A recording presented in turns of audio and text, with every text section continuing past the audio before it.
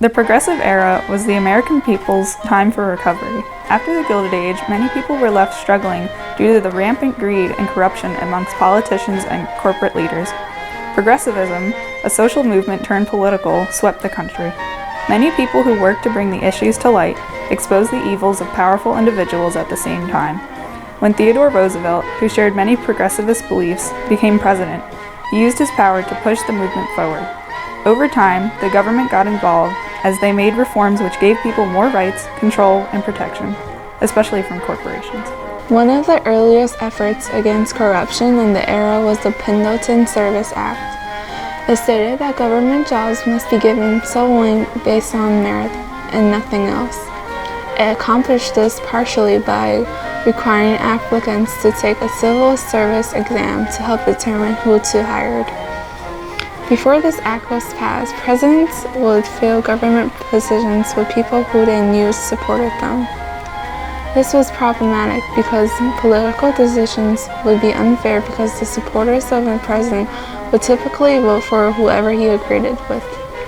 However, even though this practice was mostly abolished, other forms of corruption in the government still existed. Some of the most important changes that happened after the Gilded Age came about with the implications of municipal reforms. Municipal reforms started when a group of members of the middle class, who were reform-oriented voters, academic experts, and reformers, became hostile to the political machines that began to form. Mayor Hazen S. Pingree of Detroit, Michigan, formed the first Reform Coalition. Many other progressive mayors took the lead in other cities that were key to the success of the reform. The reformers were hoping to reduce corruption through the implications of scientific method, compulsory education, and administrative innovations.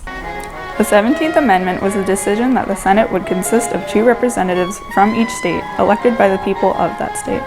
Senators serve a 6-year term. It replaced the process of elected state legislators. State reforms began when the governors worked to get improvements passed in their states. These reform governors included people like myself, Theodore Roosevelt, and Robert M. Lafayette. We worked to pass reforms in our states, New Jersey, New York, and Wisconsin, respectively. We had secret ballots to secure the privacy at the ballot box, ensuring that citizens can cast votes without the party bosses knowing who they voted for. Referendum allowed voters to decide if a bill or proposed amendment should be passed. Recall also permitted voters to petition to have an elected representative removed from office. Furthermore, direct primary ensured that voters can select candidates to run for office rather than party bosses. The Populist Party also passed reforms in order to make the state's governments more responsive to the needs of people. There were 2 types of referendum, legislative and popular. Legislative referendum is where a legislature refers a measure to the voters for their approval, and the popular referendum is where a measure appears in the ballots as a result of a petition by the population.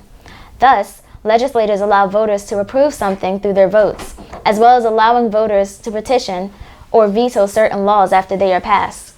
The recall is a reform that allowed voters to have an elected official removed from office by signing a petition. Only United States senators and representatives in Congress cannot be removed. The first state to legalize this was Nevada in 1912, and 17 more states soon allowed the recall of state officers. It's very difficult to petition for it to be passed, as they usually don't amass enough signatures. In fact, the first recall was successfully happened in 1937, where J.W. Pruitt was removed. So in the end, it allows the U.S. population to have more input with regards to who their leaders are. During this time, there was also increased government services in cities such as the fire, police, and sanitation departments. Consumer protection laws were implemented to remedy the problem of businesses being unregulated. Because they could do whatever they want, it endangered those who used their products. Theodore Roosevelt's main focus was on the regulation of corporations, and his Square Deal addressed that. The FDA was established during his term in 1906, which regulated the purity/safety of foods and drugs on the national scale to protect the safety of consumers. Even before Roosevelt's term, corporate reforms were taking place during the era. The Interstate Commerce Commission was established in 1887, which was very early in the Progressive Era. Though it still improved how railroads were being run, by establishing guidelines for how railroad companies should be run, reducing discrimination, and forcing prices to be reasonable for consumers.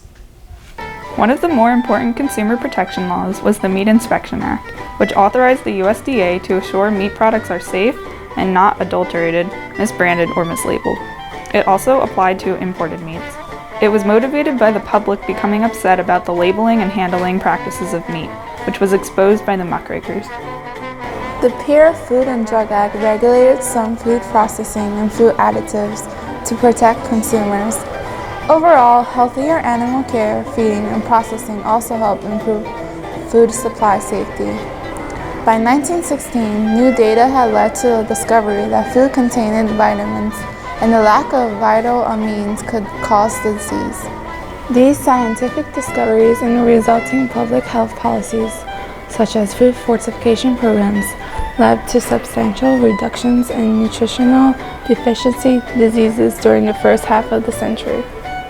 At the turn of the 20th century, consumers began to keep food fresh by placing it on a block of ice in cold weather, burying it in the yard, or storing it on a windowsill outside. These methods helped to better preserve and protect the nation's food. Without proper controls, however, the residues of some pesticides that remain on foods would create potential health risks. This led to the creation of public health laws. The Pure Food and Drug Act was introduced by Senator Weldon Hayburn on December 14, 1905.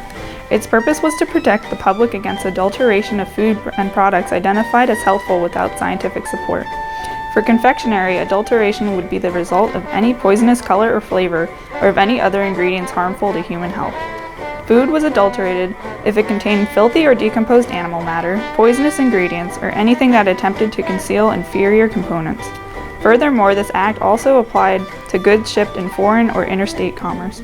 Public awareness dramatically increased with new methods of food preservation and led to the passage of the Pure Food and Drug Act.